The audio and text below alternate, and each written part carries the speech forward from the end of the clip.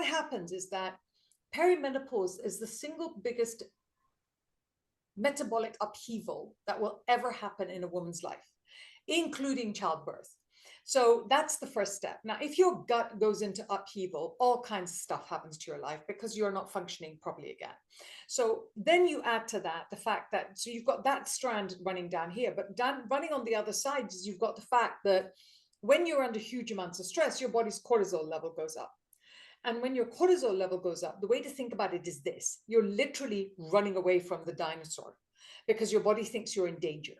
So when cortisol is produced because your body thinks you're in danger, all of your functions in the body stop acting normally and go towards acting to help you get faster at running in short bursts of speed. So if that is the only thing your body is doing, there are three things that will no longer work normally. One, you will not sleep again normally. You just will not, because there is no point sleeping when you're in danger. You will not be fully rested. People in danger don't sleep the sleep of the dead. Number two, your digestion will no longer work properly because nobody wants this nice 3-4 hour digestion. They want pull glycogen from the muscle so I can run further. So you tend to crave carbs and different kinds of things. And intermittent fasting can completely stop working for you at this stage. And the third thing is your fertility hormones don't work properly because pregnant women can't run. No, I find it all fascinating. And one of the things I find very interesting just in recent conversations is people don't realize that when their cortisol levels are higher, that their blood sugar levels are also higher. Which they have to be because you're running from the dinosaur.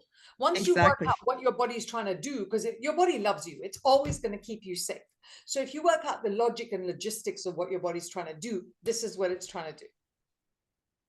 And I've also known somebody with fertility issues who had lost weight and then got pregnant when they were told that they had like a 14% chance. So, not saying that it's going to work for everyone because, I'm not here to give medical advice, but these are people in my life that I've known that they've had these shifts in their world.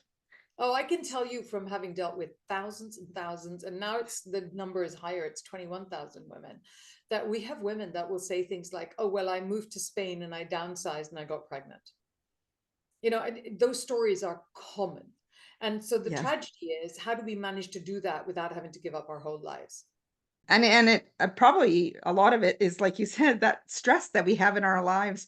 And we have the good stress and bad stress, and people don't necessarily understand they both are stress regardless, and they both impact the body. Yeah.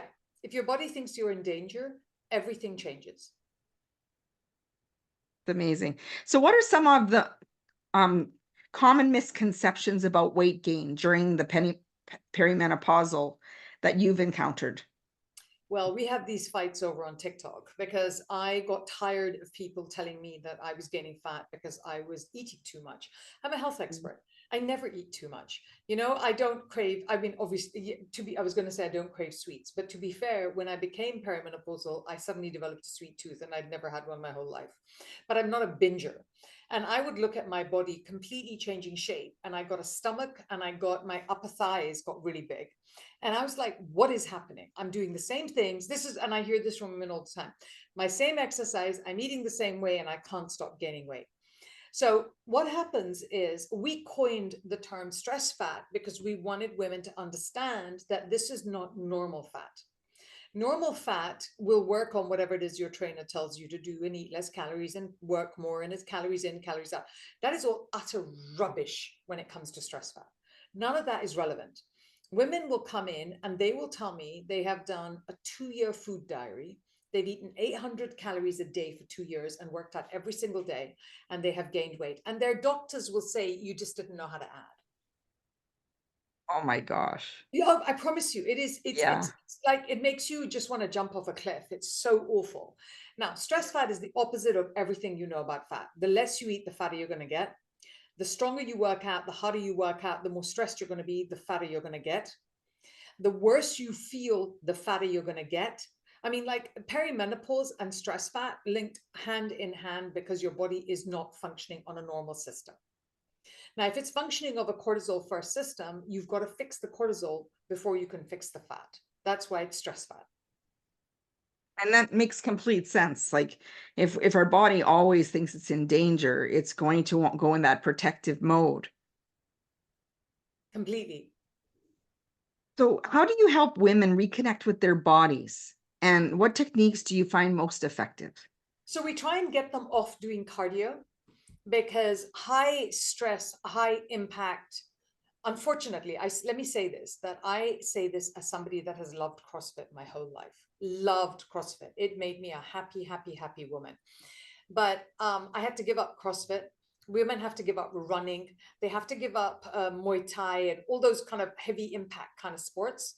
And you have to go into a lot more walking, and please don't walk like running walking, but actual just walking, which has the benefits of giving you bone density. Go to weightlifting and go to things like yoga. And again, there is yoga and there is yoga. If you just go for the cardio ashtanga hit yoga, it's not helping you in any way. But if you can mix the different kinds of yoga, so you do hatha a little bit, mix up your exercise so that you're still getting the movement, but you're getting more of the stretching. Nobody stops to stretch in the middle of a war. What are the things you can do that teaches your body you're not at battle? I know it's very literal, but honestly, your brain is very literal. It literally takes what it sees as the truth. And it's interesting because, you'll hear of people saying, well, you're not working at the intensity you should to lose weight. Or, And you um, should definitely not work at that intensity. I had to train myself to work at 60 to 70% my normal intensity because I couldn't lose weight at my normal intensity.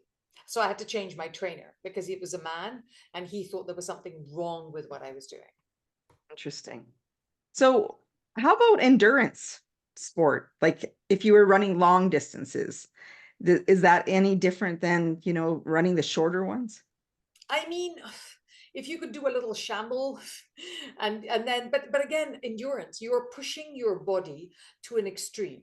Now, if you're in a war zone and you're pushing your body to an extreme, that is going to be bad for you.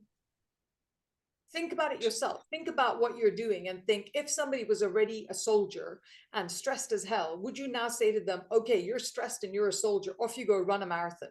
They would look at you like you were insane. Right. Interesting. So, can you share a success story of a client who's transformed their health and well-being and through your coaching? Oh my God, so many, so many.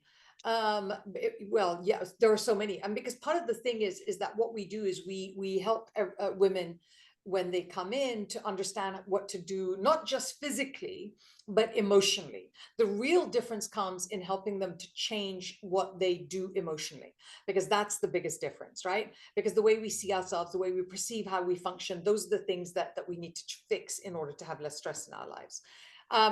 But you have women that have come in and they're doing kind of leadership coaching, and so we're helping them emotionally get better, and they'll lose 11 to 14 pounds. Do you think in kilos? Mostly pounds. Yeah, Pounds. Oh, good. pounds. I Yeah. suddenly thought for a moment they'll lose 11 to 14 pounds in 3 months. That's a lot of weight to lose, and it's not water weight, because it's not weight that comes back on again, you know. So it's a diff, because you've got to see yourself as pre and post perimenopausal woman. The perimenopausal woman is different to the one that was pre-perimenopause, and you've got to give her what she needs. um but once you there is nobody in any place that I've worked with as a woman who we've helped her work out her emotions and her cortisol levels drop that has not lost weight. None. Wow. None. Wow. And I mean, we've worked with a lot. It just is not possible because Yeah. but what does happen, what women struggle with, let's be fair here, women struggle with having to rethink how they think, rethink who they are, because like perimenopause forces women to put themselves first. And we're very bad at that because society is used to having women put themselves last, because it's how we survive, because women do all the work. So Yeah. what the hardest thing we're doing is teaching women, here's, you've got to put yourself first, you've got to think of yourself, you've got to work out buy the foods you need, not the foods your child needs, or I mean, obviously do both. So I want to say that there are some women that really struggle to put themselves first because they don't think they deserve it, or they struggle to invest in themselves because they think they don't matter enough. That's really the biggest issue. Yeah. The So weight loss is mental. when you think of those women who, and I would think, like you said, a lot of women have not been taught to care for themselves first. When you're tapping into that emotional piece, what are some of the main themes that come up? Like, I know I would think that some of the juggling of family and demands, empty nesting, like a whole bunch of factors would come in. But what are the primary themes that you've been seeing that help support them in starting to see themselves first?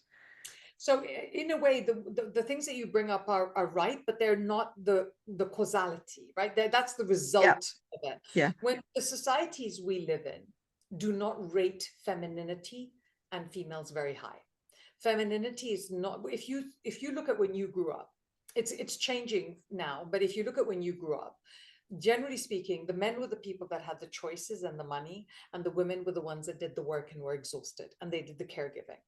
Now, when you grow up and you think, I want to make my own life, you don't think, let me be the caregiver on the whole. You think, I want freedom and choice, right? So you end up before the male model as being something to aspire to, and the female model something to avoid and be afraid of.